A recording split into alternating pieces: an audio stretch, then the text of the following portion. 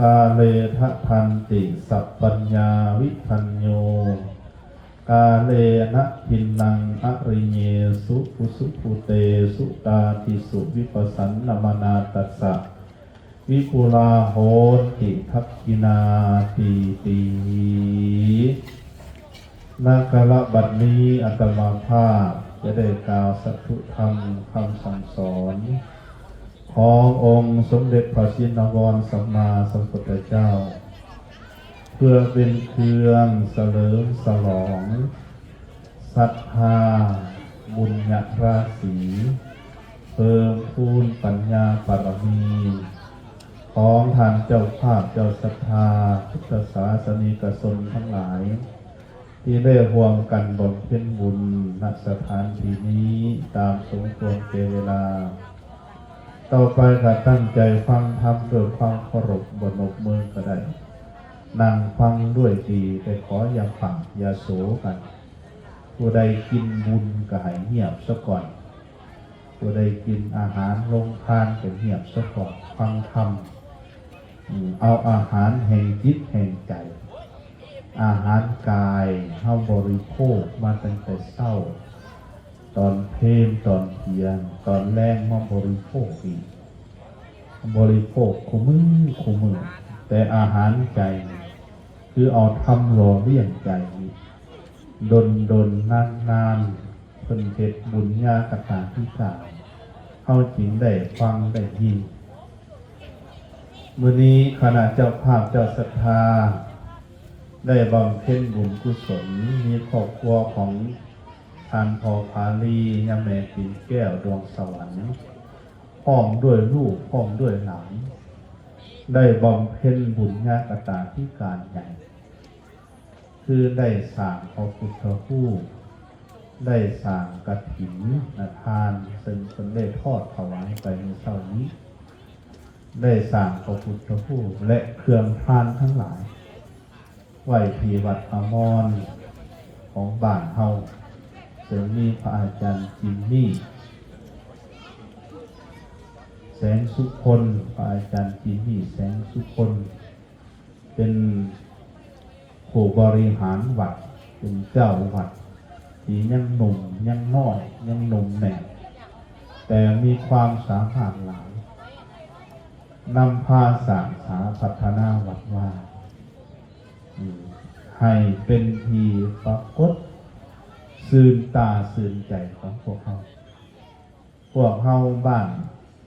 อมรเขาก็มีความโชคดีโดยเฉพาะการจัดตั้งบ้านเพิ่นก็ได้เอาใจใส่พร้อมเพียงหาครูบาอาจารย์ได้กระทำยิ่งเป็นสิ่งที่น่าอนุโมทนาบ้านและวัดสวยเหลือซึ่งกันและกันเจริญถ้าบ้านและวัดคัดกันย่ำใดบรรลัยย่ำนั้น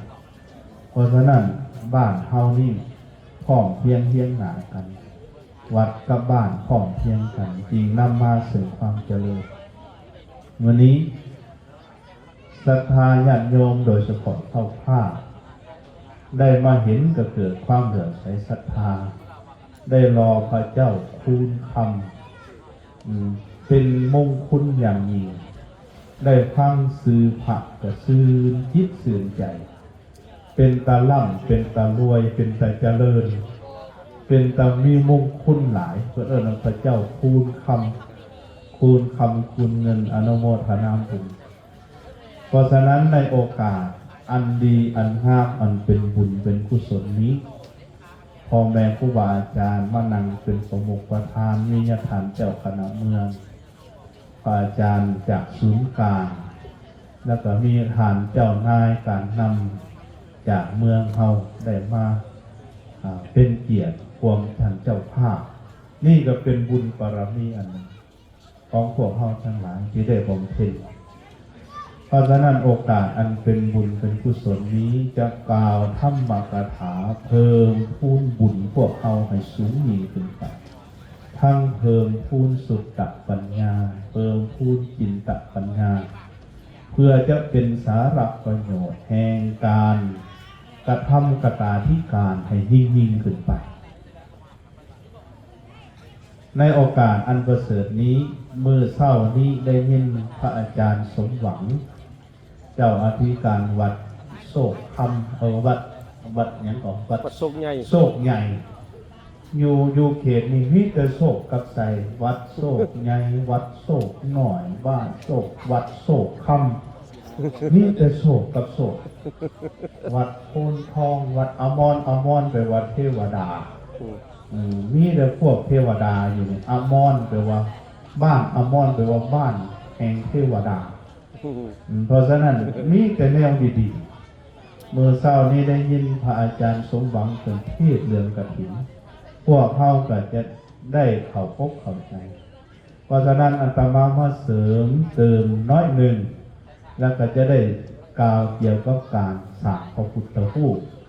เติมน้อยหนึ่งคงจะใส่เวลาบดลครูบาอาจารย์มื้อนี้เมื่อยเบ้อมื้อ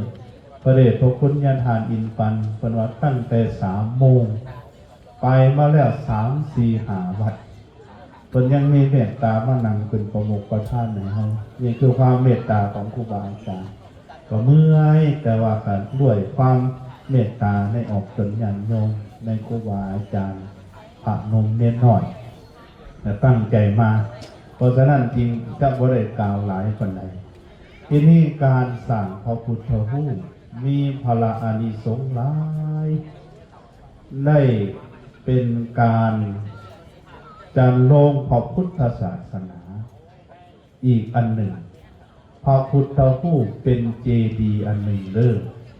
เปิดเอิ้นว่าอุเทสิกะเจดีย์เจดีย์ภาษาปาลีว่าเจติยะเฮามาเป็นภาษาลาวว่าเจดีย์ไปกาลั่นตัวย่อไว้นั่นก็เลยเป็นเจดีย์เยียน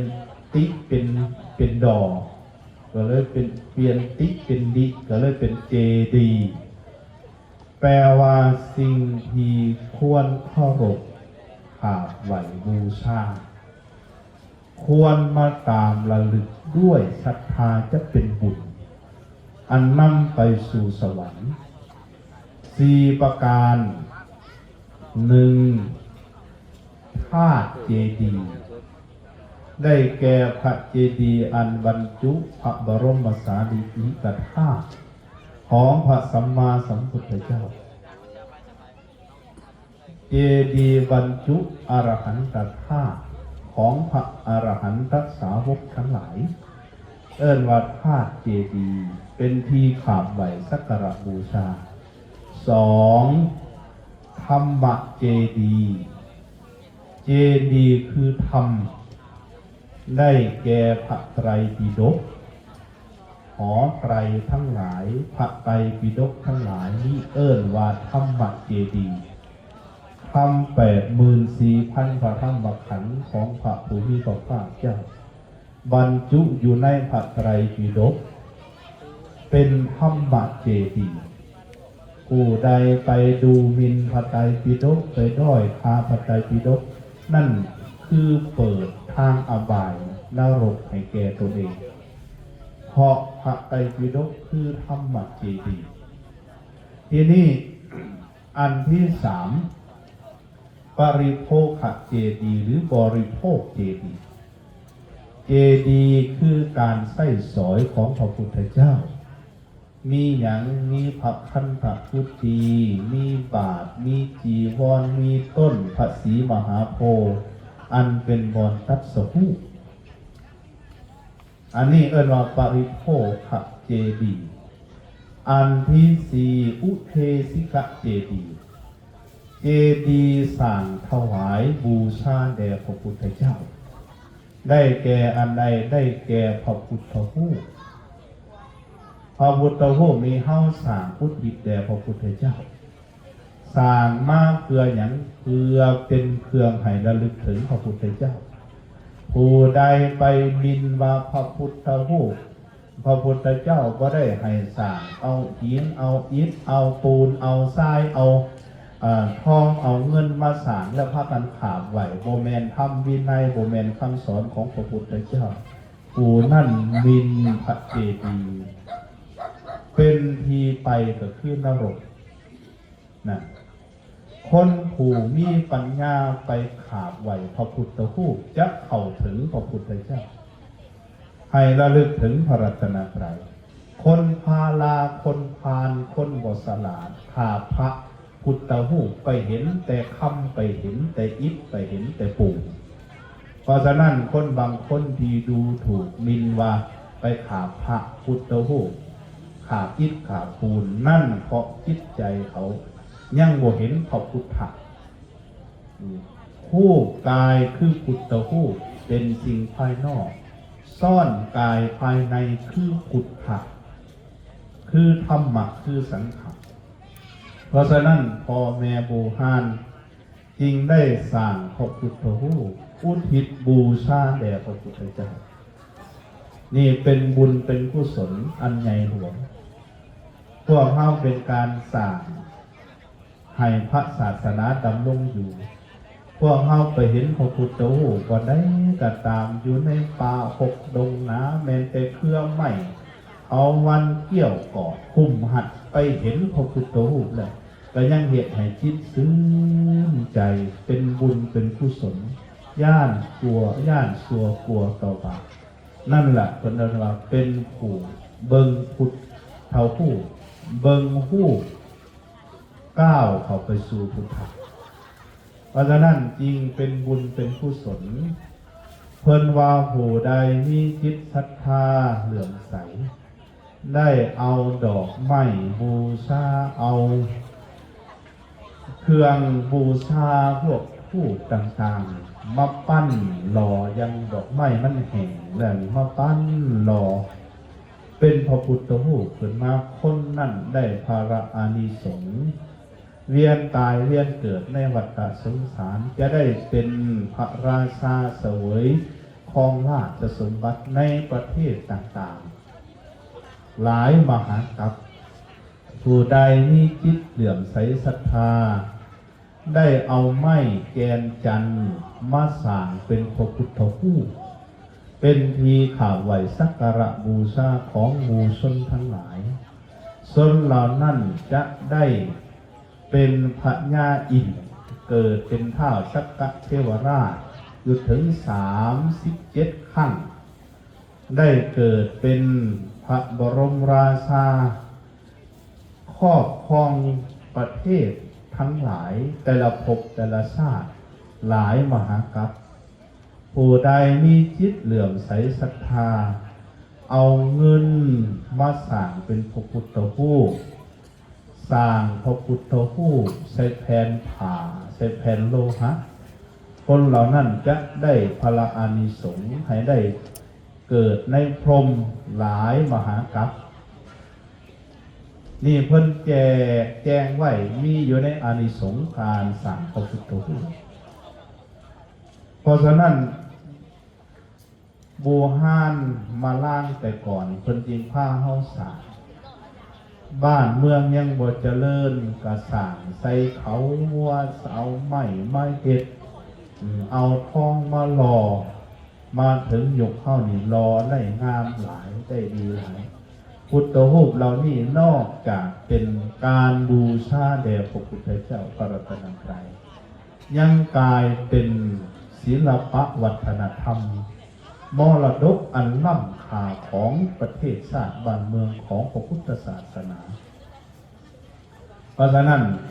จริงว่าได้พระอานิสงส์หลายที่พวกเขาได้กระทำเรื่องประวัติความเป็นมาอย่างไรอาตมาจะบอกกล่าวแต่พระอานิสงส์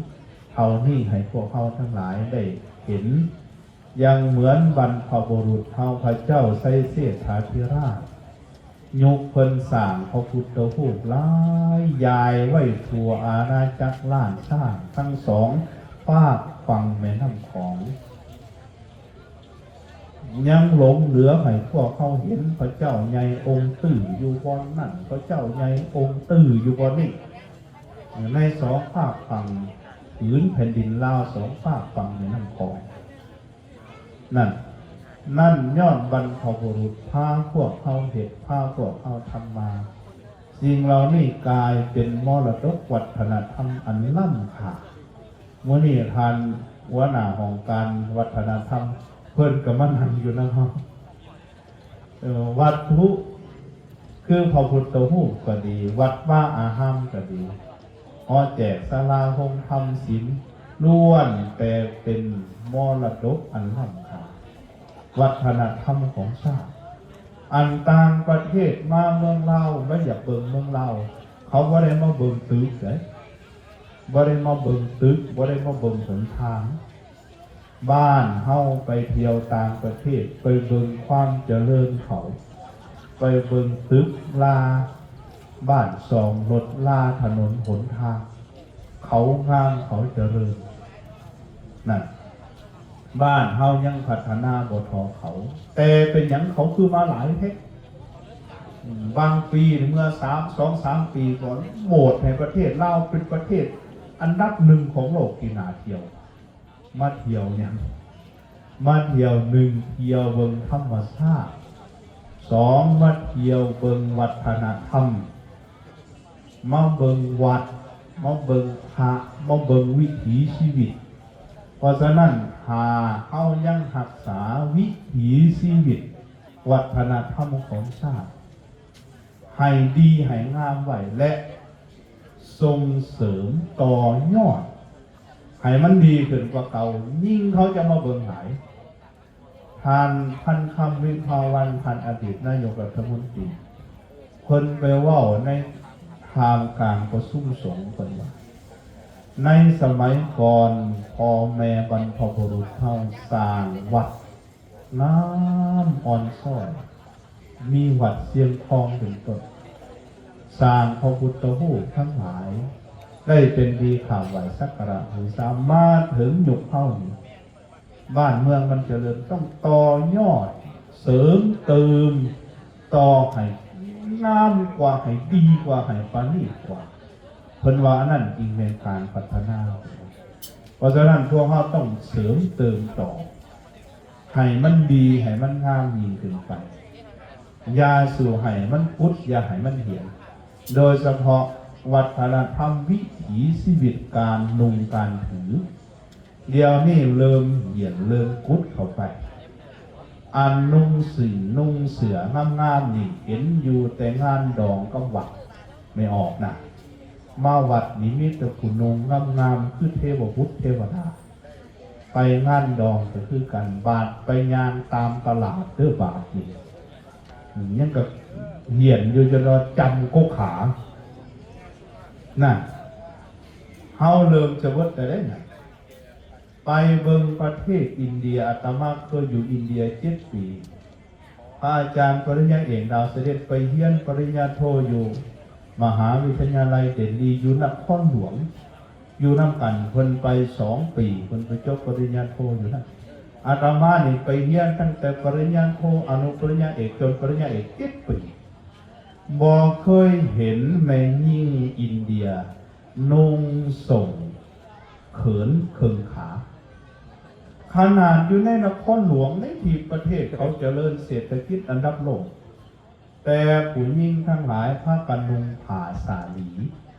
ผ้าสาลีนั่นคุมตั้งแต่หัวจนฮอดขนอง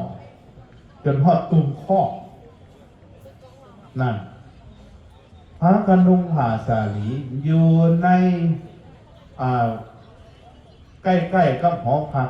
International Student House โยหันมีคอนเลจหนึ่งเป็นคอนเลจของพวกนักศึกษา VIP มีแต่ลูกคนรวยไปเรียนเห็นน้อยที่สุดนักศึกษานุ่งส่งยีนขายาวจนบ่จะเห็นทีนี้คอนเลจอื่นบ่ต้องกล่าวถึงเดลียูนิเวอร์ซิตี้นี่มีอยู่85คอนเลจนักศึกษาปริญญาตรีเขาปีที่1นี่5 ล้าน 6 ล้านแล้ว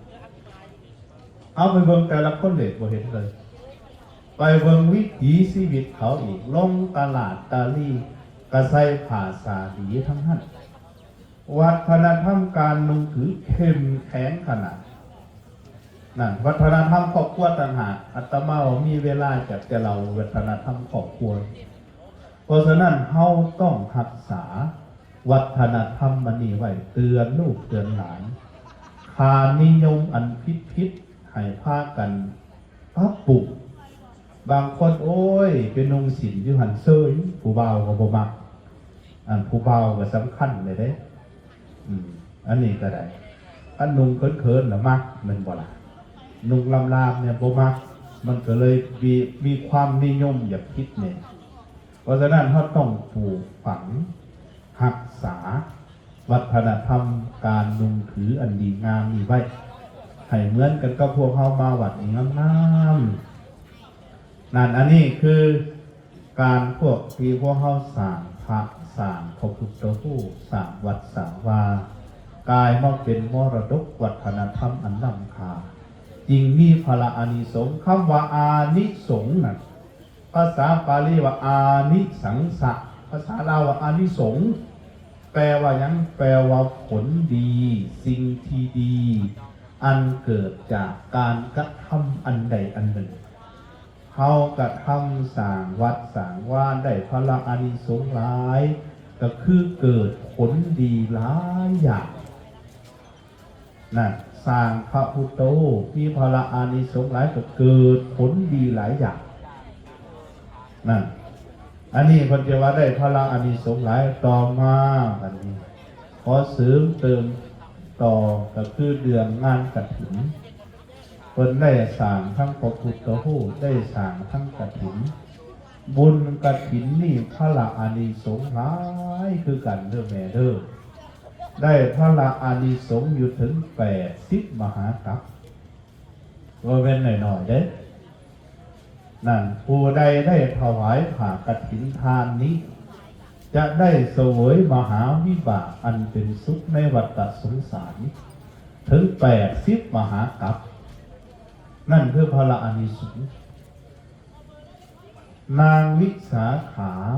ได้ถวายกฐินทานไว้อยู่ในมหากัปของพวกเขานี่แหละในศาสนาพระพุทธเจ้าพระนามว่ากัสสปะนางได้เกิดเป็นลูกสาวของพระเจ้าอีกีชื่อว่าเจ้านางสังขภาสีเป็นลูกสาวหลาผู้ที่7พระราชบิดาคือพอนี่พาทำบุญทำกุศลพากันให้ทานต่อพระพุทธเจ้าพระนามว่ากัสสปะข้างนั่นเพิ่นได้ถวายกฐินทานแด่พระสงฆ์อันมีพระพุทธเจ้าเป็นประมุขถวายผ้าไตรจีวรกฐินทานเนี่ยบุญนั่นทรงผลให้เสวยความสุขในมนุษย์ในสวรรค์เวียนวัฏผัดไปมาบ่เคยไปสู่ทุกขติจักเถื่อมาถึงพุทธุปาการนี้พระผู้มีพระภาคเจ้าทรงพระนามว่าโคดมเสด็จอุบัติเกิดขึ้นในโลกจุติจากสวรรค์มาเกิดในครรภ์ของนางจันทาเทวีอันเป็นเมียของพนันไซมหาเศรษฐีเป็นหลานของเมนทกะเศรษฐีมีทรัพย์สมบัตินับประมาณบ่ได้ปู่ของเพิ่นน่ะคือเมนทกะเศรษฐีอันนี้เวลาเกิดขึ้นมาแล้วด้วยบุญกรรมเวลาเพิ่นได้ถือแต่งตั้งเป็นเศรษฐีแบ่คำคู่แบ่โตทอสร้างโตทอมาโตทอหัวบักทึกใหญ่พุทธเกิดขึ้นมาจากหน้าดินเอาหลังหันใส่กันแล้วมีผ่ากำพ้นติดปากออกมาก่อนเวลาไปดึงผ่ากำพ้นนั่นออกว่าขอเงินจงไหลออกเงินจะไหลออกโบยุทธนอกจากเอาผ่าไปอุดใจขอคำทั้งหลายจงไหลออกขอเข่าขอน้ำขอเนยใสเนยขุ่นจงไหลออกจงไหลออกโบสิ้นสุดเลี้ยงคนใน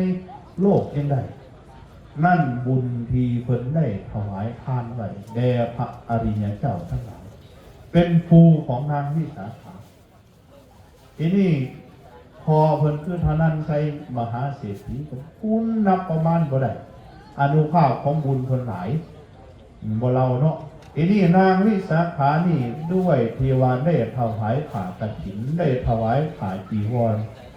เป็นทานเกิดขึ้นมาเป็นบูดถึงพ้องด้วยเพิ่นเอิ้นว่าเบญจกัลยาณีแปลว่า ยิ่งงามหาประกาศงามอีหยังหนึ่งผิวงามผิวพรรณจะเกลี้ยงงามฝุ่นบ่จับเอามาไว้งามคือเพิ่นจะเบิ่งบ่เฒ่าจะเถื่อ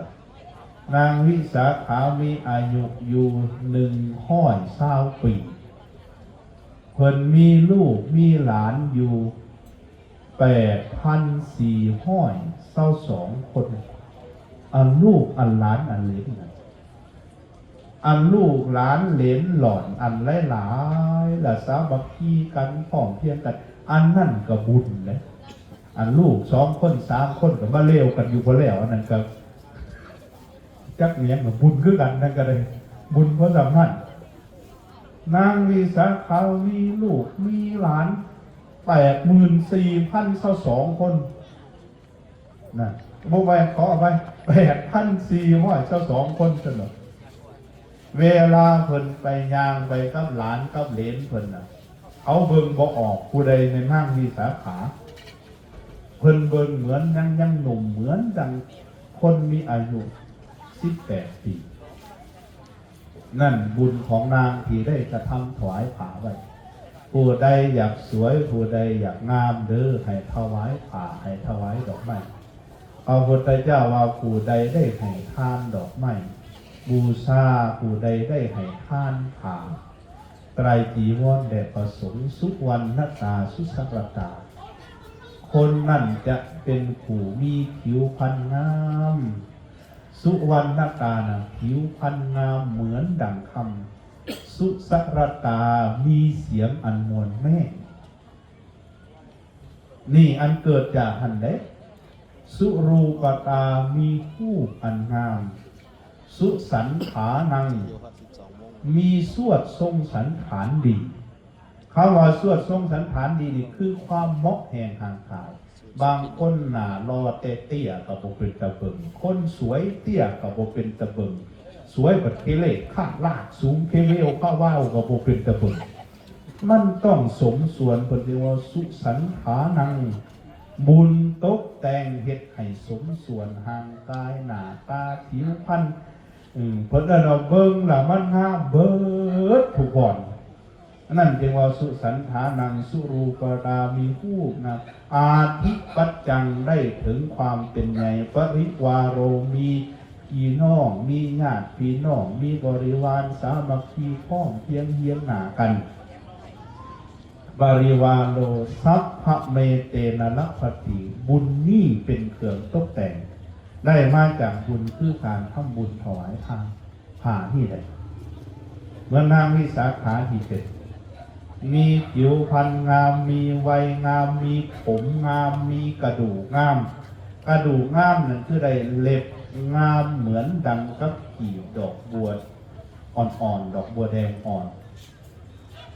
แถวงามเหมือนกันกับเห็ดอันเจียละไนดีไปเทียงกันไว้อันนี้ความงามของนางนะแล้วได้เครื่องมหาลดาภาษาธนะ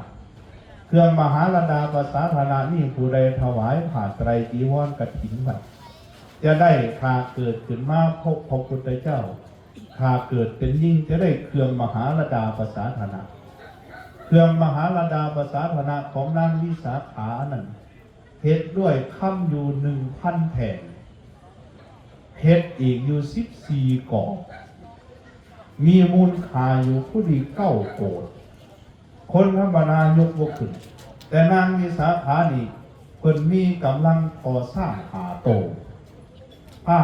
ใหญ่น่ะหาเสื้อนั่นบุญเป็นเครื่องบันดาลเพราะฉะนั้นบุญญาลิอานุภาพแห่งบุญก็ให้เกิดยิ่งถึงซึ่งความไพบูรย์มหัศจรรย์อานุภาพของบาปก็มีคือกันเลยบาปอันกระทำแล้วนี่ก็บาปให้ผลกับเบิ้งหน้าอัศจรรย์แต่ว่ามันเป็นฝ่ายบดีจริงควรหลีกกรรมอันบดีบำเพ็ญแต่กรรมอันดีอันงามเพราะฉะนั้นพวกเขาทั้งหลายได้สร้างพระพุทธรูปได้สร้างกฐินทานไว้ดีแล้วคือว่าพวกเขาได้กระทำเดินตามทาง ปราชญ์บัณฑิตตามพระอริยเจ้าทั้งหลายได้กระทำอาตมาภาพจริงได้ยกคาถาขึ้นเบื้องต้นว่ากาเลภทันติสัพปัญญาวัฒนโยนรสนวินยูสนผู้มีปัญญาวีตมัสสราเป็นผู้กระทำใจปราศจากความตนีได้กระทำจิตใจเหลื่อมใสให้ทานแด่พระอริยเจ้าอริเยสุขุสุภูเตสุตาทิสุขิปสันนมนาตัสสะวิปุลาโหนจิทักกินากระทำจิตเหลื่อมใสในพระอริยเจ้าผู้ซื่อกงคงมันให้ทานแด่ทานเหล่านั้นวิปุลาโหนจิทักกินาผลบุญคือทักกินานั่นยอมมีผลอันใหญ่หลวงไพศาลนั่นเพราะฉะนั้นผู้ใดได้มาห่วมกระทำอนุโมทนาเหมือนมาห่วมบุญห่วมกุศลกับเจ้าภาพตนก็จะเป็นผู้มีส่วนบุญเสมอผลบุญนั่นบ่ได้บกพร่องไปตัสมาทเถอปติวานจิตโตยะถาทินังมหพลังเพราะฉะนั้นแล้วเมื่อใดให้ทานในที่ใดมีผลหลายผู้มีปัญญาเพิ่งให้ทานในที่นั้นให้ทานมีผลหลายในที่ใดนี่ได้แก่ให้ผู้มีศีลมีธรรมทานอันเลือกแล้วพระตถาคตเจ้าสรรเสริญคือเลือกให้ในผู้มีศีลมีธรรมผู้ทรงศีลทรงธรรมพวกเราชาวพุทธเราเคารพนับถือพระรัตนตรัยพระพุทธพระธรรมพระสงฆ์โดยถือว่าพระรัตนตรัยคือพระพุทธเจ้าก็ดีพระธรรมก็ดีพระพุทธเจ้าเสด็จรับขันธปรินิพพานไปแล้วยังเหลือพระธาตุยังเหลือคุณพระธรรมยังดำรงอยู่พวกเราเห็นปัจจุบันนี่คือพระสงฆ์ให้ทำจิตเหลื่อมใสในพระสงฆ์บางคนโอ้ยบ่นับถือแล้วพระสงฆ์คู่มือนี่ไปหาเบิ่งข่าวผู้ข่าที่นับถือแต่พระพุทธเจ้าพระธรรมพระสงฆ์บ่เอาแหละเห็นข่าวพระสงฆ์บางพวกน้อยๆไปเหมารวมมาเลยอยากให้พวกเฮาพิจารณาปัญหาตัวนี้ดีๆเด้อเอาสมมติว่ามีผ้าจีวรยทานเนี่ยเป็นสีเหลืองสมงามทั้งผืนเลยปรากฏว่ามีแป้วดำพอกับหัวแมงวันนี่แป้วดำอยู่ในผ้าเฮาหลดพากันไปเพ่งแต่ในแป้วดำๆของผ้าจีวรนะวะโอ้ยจุดดำกี่ลายจุดดำกี่ลายผ้าจีวรกี่ลายผ้าจีวรดำตัวนี้มันสิหยุดที่ถ้ำแก่ผ้าบอกผ้าจีวรทั้งผืนสีเหลืองสดงามอลามผ่องใสแต่จิตใจไปเพ่งอยู่แต่จุดดำพอหัวแมงวันนี่ก็เหมือนกันหมู่สงฆ์ทั้งปวงเบิดประเทศเบิดหลายประเทศมีพระบางองค์ที่เขาเกิดบ่เหมาะสมเพียงแต่น้อยแต่ไปเบิ่งโตผิดพลาดนั่นเดียวนั่นบ่มีความยุติธรรมต่อสงฆ์ทั้งปวงเวลาเราทำบุญให้ท่านอย่าไปคิดถึงลูกถึงหลานว่าพระสงฆ์กอพระสงฆ์ขอพระสงฆ์สีพระสงฆ์มีให้คิดว่าพระอริยสงฆ์คือสงฆ์สาวกของพระพุทธเจ้าบุญจะนับประมาณว่าไรเลยเพราะฉะนั้นพวกเขาได้ให้ท่านแด่พระรัตนตรัยนี่มันจะมีผลอันไพศาลผู้ใดกระทำจิตเหลื่อมใสแด่พระรัตนตรัยคนนั่นจะปิดอบายจะไปสู่สวรรค์อยู่แสนมหากัปอันเด้ออันนี้จึงขออนุโมทนาสาธุการ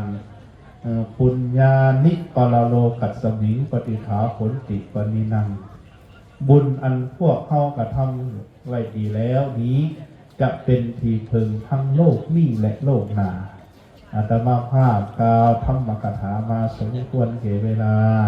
ท้ายที่สุดนี้ขออาราธนาเอาคุณพระรัตนตรัย คือคุณพระพุทธพระธรรมพระสงฆ์คุณแห่งบุญกุศลคุณงามความดีที่พวกเฮาทั้งหลายได้บำเพ็ญไว้ดีแล้วจงรวมลงเป็นตบะเตสะอนุภาพอันประเสริฐขอให้ก่อเกิดผลอันน่าปรารถนาอันน่าเพลิดเพลิน